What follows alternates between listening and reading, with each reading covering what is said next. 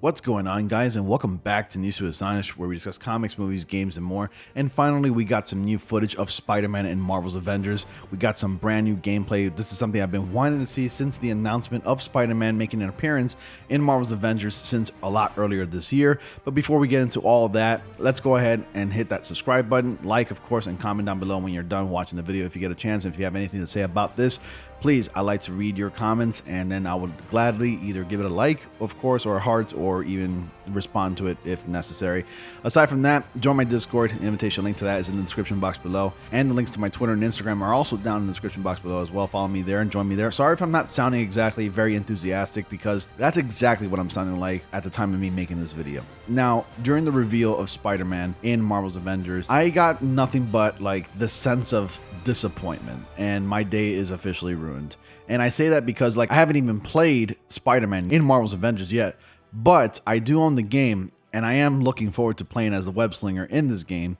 It only gives me just a bit of a small reason to even go back to this game. Aside from that, I've been using it as my coaster for the past few months.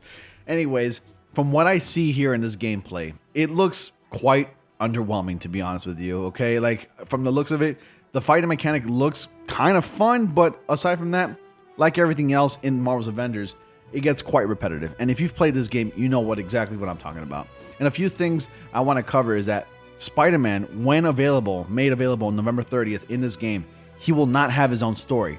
He'll only have a few missions available via text messages and audio clips or something like that, from what I recall watching this IGN video that you're watching right now. Now, this is not gameplay that IGN recorded, but it was given to IGN and they posted it on their channel, and this is the only gameplay I can find, so I thought I'd share it with you. Now, to go over some of the specific details about Marvel's Avengers with Spider-Man included, let's go ahead and read this article from Gaming Access Weekly. Now, since the reveal of Spider-Man from Marvel's Avengers, the content has been saturated with a mixed reception, the most significant being its exclusive nature to the PlayStation, the months of delay, and now the gameplay, which has been revealed and shows a less appealing version of Insomniac's combat system. Now, I also want to clarify that I'm not exactly surprised. I tempered my expectations with the expectations of me being quite disappointed, and guess what? I was right, and I hate the fact that I was right. So first off, Spider-Man does not come with story missions like I mentioned before, but just is included in the game. Now, with the only story being through audio files and text messages. That is lazy. That completely sounds lazy.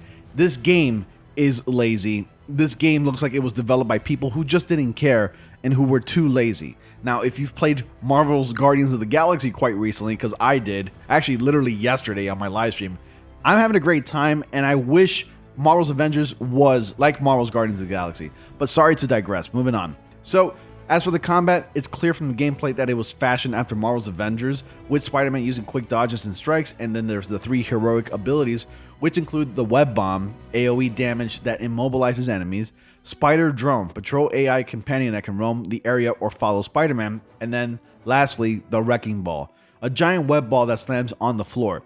Due to the limited level design, Spider-Man swinging is often hindered. This is also including wall running, where the invisible wall blocks creatively. From looking at the gameplay, it truly looks like a poorer version that nerfs Spider-Man's mobility. You know, this game has already nerfed all the characters in the game as well. Examples, the Incredible Hulk.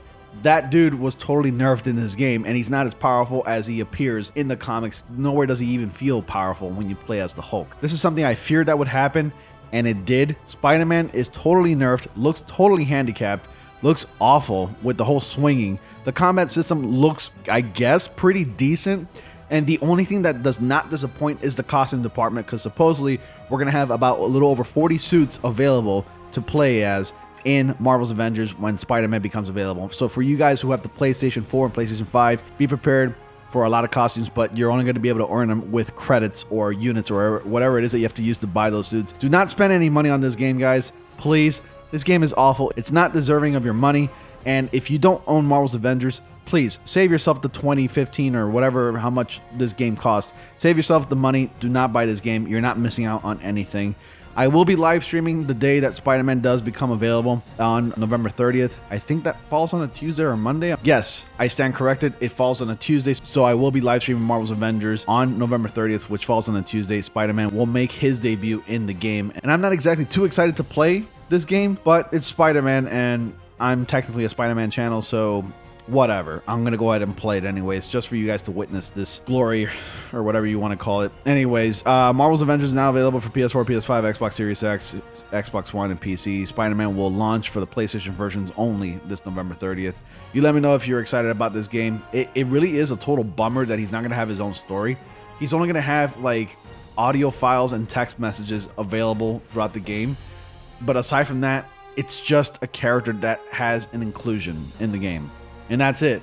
How underwhelming and pathetic is that? As it is, the level design is already lazy and underwhelming in the game. And going back to the swinging, yes, it's exactly what I predicted in one of my videos that I made about Spider-Man finally getting revealed, or, you know, being available as we got closer to like the end of the year. I predicted that Spider-Man's going to be swinging from the sky, and it looks to be the case. But if you've noticed in some parts of the clip, Spider-Man does appear to be swinging from lampposts and nearby buildings. If given the opportunity, if you're nearby just swinging, it'll just attach a web line to the buildings. But aside from that, you'll be swinging from an invisible glass from the sky. Oh my God, it looks horrible. I mean, I don't know. It does look pretty bad, and I'm just gonna have to play it. So I'm gonna save you the trouble and the money from playing this game. Anyways, guys, tell me, what are your thoughts? Are you to be playing this game? Are you going to still buy Marvel's Avengers when Spider-Man becomes available? Are you not going to play it? You let me know your thoughts about all this. Comment down below. Leave your comments about the game. And aside from that, thank you all so much for watching. Be sure to like, comment, subscribe, and click on bell notifications so you don't miss anything. And I'll see you all in the next comic panel.